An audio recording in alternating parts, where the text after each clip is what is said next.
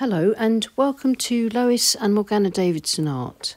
It's Lois here, and today I'm going to be showing you how I painted this beautiful late winter, early spring river scene with bare trees and just that lovely spring grass just coming through. To start off, I'm going to sketch out the scene lightly in pencil. This gives me a roadmap to follow when I'm painting, and for me the sketching is one of the most important things for loose landscape painting, because it means that when I paint I know exactly what I need to do. It's just a matter of mixing up the colours and getting the timing of the paper right, the timing of the amount of water in my brushes and in my paint and all that sort of thing. So I do encourage you to practice your sketching, because the more you practice these simple sketches, the more fluent and confident you'll become with your painting as well. I'll start off painting wet in wet. So I'm using Saunders Waterford rough paper today. It's taped to my board, and my board's at an angle of about 20 to 30 degrees. This is a mixture of ultramarine and cobalt blue with a touch of cerulean. I'm just going to paint in a kind of blue sky with some clouds, and I'm going to add a little bit of burnt sienna to my blue to mix a grey. I'll paint around the white of the paper for the white clouds and then add in the grey to create the cloud shadows.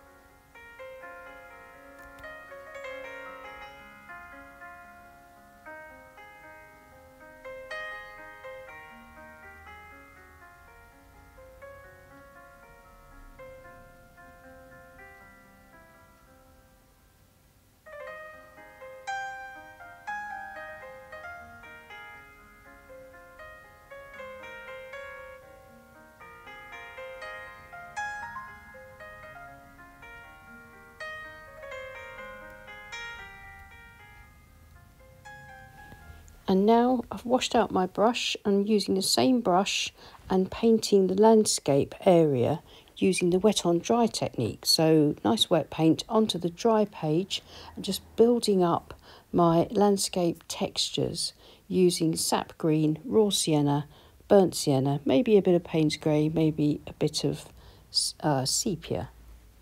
This is just the first layer, so I'm using mostly horizontal brush strokes to keep the land nice and flat, and I shall leave the stream or river unpainted at this stage and just get the rest in.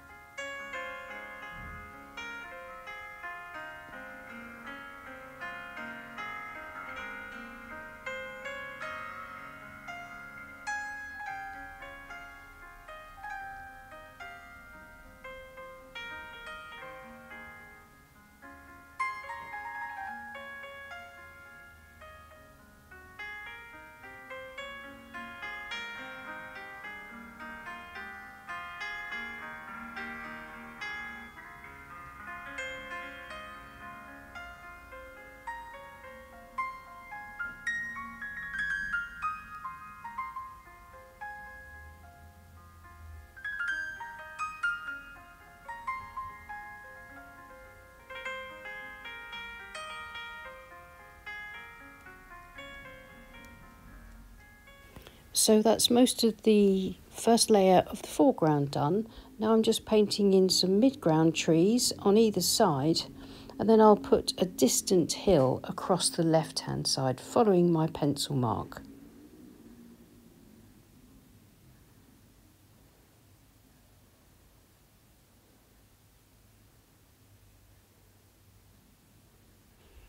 I'm using an Escoda Perla size 14 round brush just to sweep this distant hill in across, just to finish off the composition of the painting.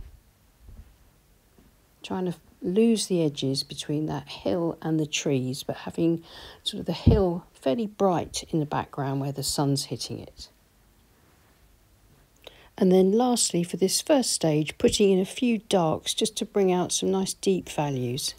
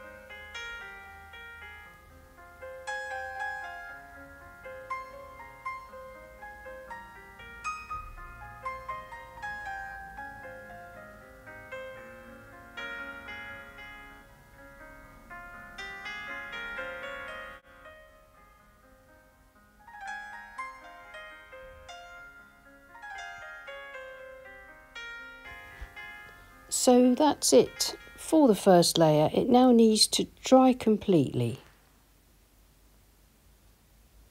And here's the dry painting, and the first thing I'm going to do is use my rigger brush to start painting in the midground trees on the left.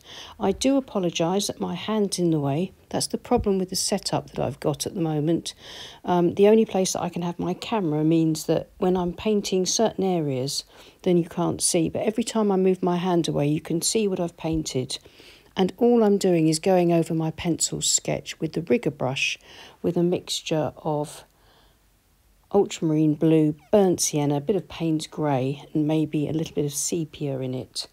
Varying that up just to get in that little line of midground trees.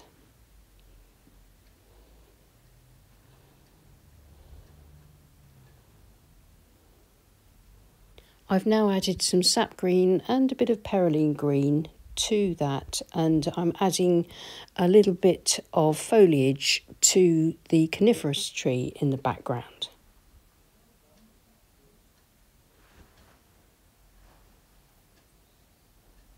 And once I'm happy with that, I can move on to the next stage. And that's using exactly the same technique and the same paint mix or mixes to paint in these closer trees. The technique I'm using here was the same technique that I used for the background trees, but obviously at a smaller scale.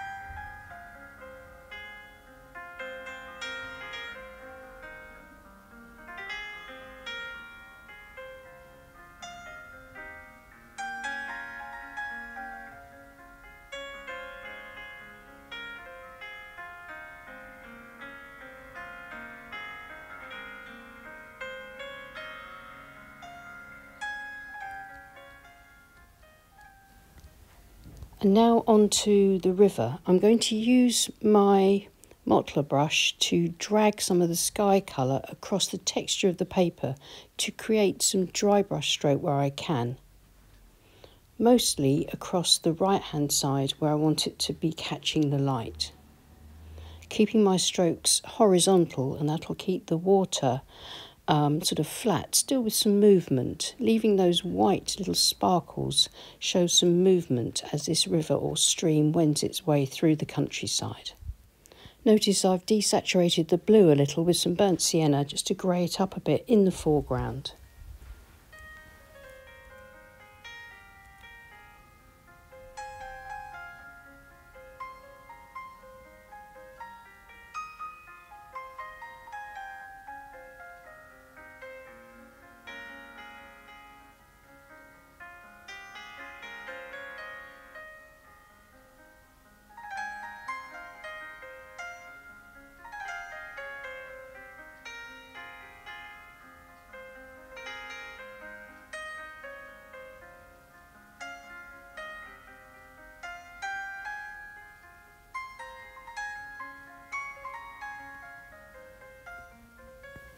Notice how I've tried to reflect the clouds a little in the water, but still tried to create a feeling of movement using the cloud shadows reflected in the water too.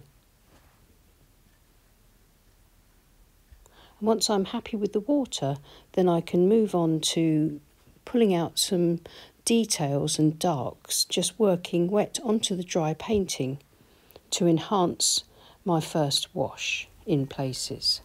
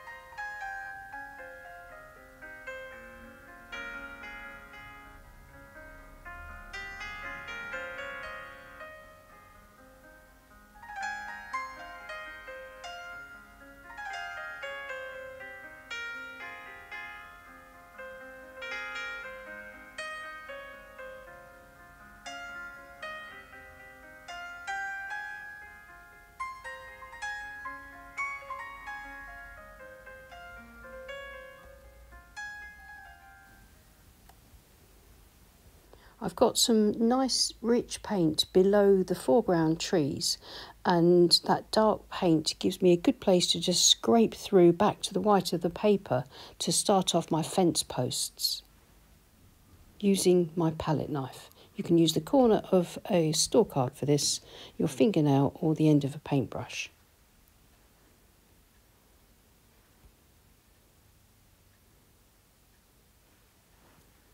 I've added in a few more branches with the rigger brush, and I shall add a bit of this same dark colour to the fence posts in places to make them stand out, and then some little fencing wires to connect the fence posts.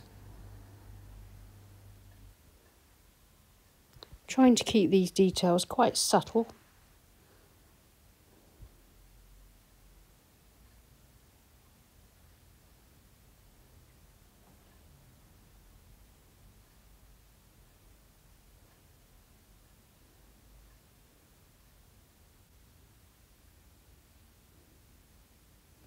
And I think I'm just about done now. Yeah, I think I'm going to remove the tape and see how it looks with its clean white border. And I'm really pleased with the way this demo has turned out, and I hope you found it useful. I think it's nice and fresh. I think we've got a nice composition that leads the eye through the painting, and I particularly like the coniferous tree that's still in leaf, the evergreen tree. I like how that contrasts against these bare branches that haven't quite started to come into leaf in the early spring. So I hope you found that useful. Please leave us a like and subscribe to our channel if you haven't already. And thank you so much to everyone that supports the channel on Patreon. We really do appreciate you. Many thanks again, and I'll see you again soon. Take care and happy painting. Bye.